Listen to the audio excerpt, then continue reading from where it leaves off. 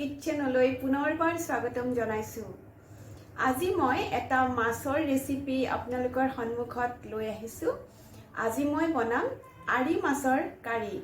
খুবেই সোৱাদ লগা এটা ৰেচিপি আৰু আৰি মাছ খাই খুব ভাল লাগে, কিন্তু আৰি মাছটো খুব সিম্পলকে বনালে ইমান ভাল নহয়, সেইকাৰণে অকণমান স্পাইচি কৰিয়ে বনাইছো। কেনেকুৱানো বনাইছো মই ৰেচিপিটো আপোনালোকে চাওক।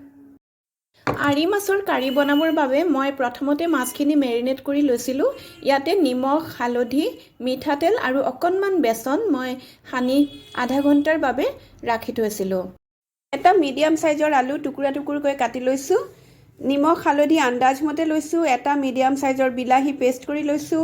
জালুক আৰু কাশ্মীৰী মিৰ্চ আধা চামুচকৈ লৈছোঁ। জিৰা আৰু আদা একেলগে বাটি লৈছোঁ। এটা মিডিয়াম সাইজৰ পিঁয়াজ গ্ৰেট কৰি লৈছোঁ। নহৰু লৈছোঁ 5-6 ফুটামান গ্ৰেট কৰি লৈছোঁ আৰু এটা কেঁচা জলকীয়া দুফালকৈ দিছোঁ। শুকান জলকীয়া, তেজপাত আৰু ফুৰণৰ বাবে জিৰা। লগতে লৈছোঁ মাছখিনি। গেছ অন কৰি মই ফ্ৰাই পেন এখন গৰম হ'বলৈ দিছোঁ। ফ্ৰাই পেনখন গৰম হোৱাৰ পাছত এতিয়া মই ইয়াতে মিঠাতেল দি দিছোঁ। মিঠাতেলখিনি গৰম হোৱাৰ পাছত তাতে মই আলুখিনি দি দিছোঁ ফ্ৰাই কৰিবৰ বাবে। এতিয়া মই ইয়াতে নিমখ আৰু হালধি আন্দাজমতে দি দিলোঁ আৰু এতিয়া মই ভালদৰে লৰাই অলপ ঢাকি দিছোঁ যাতে সোনকালে সিজি যায়। মাজতে মই 2-3 বাৰ লৰাই দিছিলোঁ। এয়া চাওক, আমাৰ আলু ফ্ৰাই হৈ গ'ল। মই বাউল এটাত উঠাই ল'লোঁ। এতিয়া মই ইয়াতে আৰু অকণমান তেল দি দিছোঁ মাছখিনি ভাজিবৰ বাবে।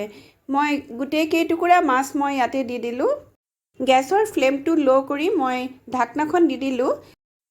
3-4 মিনিটৰ পিছত মই ঢাকনাখন আঁতৰাইছোঁ। মাছৰ এটা ছাইড সম্পূৰ্ণ ফ্ৰাই হৈ গৈছে।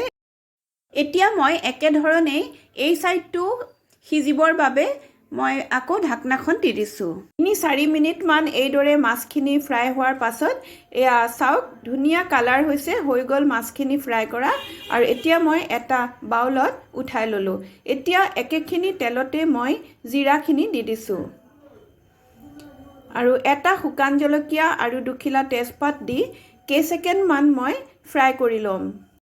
বহুত বেছি সময় ফ্ৰাই কৰিব নালাগে। জিৰাৰ এটা সুন্দৰ স্মেল অহাৰ লগে লগে মই তাতে নহৰুখিনি আৰু পিঁয়াজখিনি দি দিছোঁ। লগতে দিলোঁ এটা কেঁচা জলকীয়া। আপোনালোকে জ্বলা বেছিকৈ খালে বেছিকৈ দিব পাৰে। এতিয়া মই ইয়াতে বটা মছলা দি দিছোঁ, জিৰা আৰু আদা।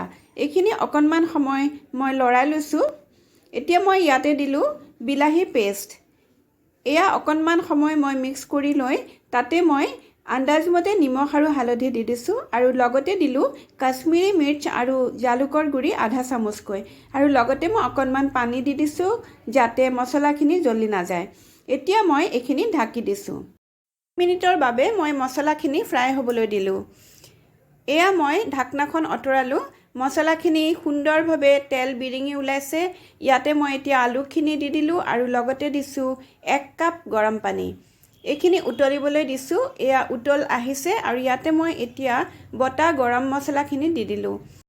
এতিয়া মই এক পিচকৈ মাছখিনি দি দিছোঁ। এতিয়া মাছখিনি মই উল্টা কৰি দিছোঁ যাতে 2 ছাইডেই মাছত মছলাখিনি সোমাই যায়। এতিয়া মাত্ৰ 2 মিনিটৰ বাবে মই ঢাকনাখন দি দিছোঁ। এয়া আমাৰ টেষ্টি আৰি মাছৰ কাৰী ৰেডি হৈ গ'ল। গৰম গৰম ভাতৰ সৈতে খাব পৰা এটা সুন্দৰ ৰেচিপি আৰি মাছৰ কাৰী। এয়া মই এটা বাউলত ছাৰ্ভ কৰি দিছোঁ। ডেইলি ব্যৱহাৰ কৰি থকা ইনগ্ৰেডিয়েণ্টছখিনি লৈয়েই মই ৰেচিপিটো বনাইছোঁ। খাবলৈ খুব সুস্বাদু হৈছে। আপোনালোকেও নিশ্চয় ট্ৰাই কৰিব। ৰেচিপিটো যদি ভাল লাগিছে তেতিয়াহ'লে নিশ্চয় এটা লাইক দিব, কমেণ্ট কৰিব, বন্ধুৰ মাজত শ্বেয়াৰ কৰিব। লগতে মোৰ চেনেলটো ছাবস্ক্ৰাইব কৰি ন'টিফিকেশ্যন বেলটো অন কৰি দিব যাতে মই দিয়া ৰেচিপিবোৰ আপোনালোকে পোনপ্ৰথমেই পায়। আকৌ আহি আছোঁ এটা নতুন ৰেচিপি লৈ আপোনালোকৰ সন্মুখত। ধন্যবাদ।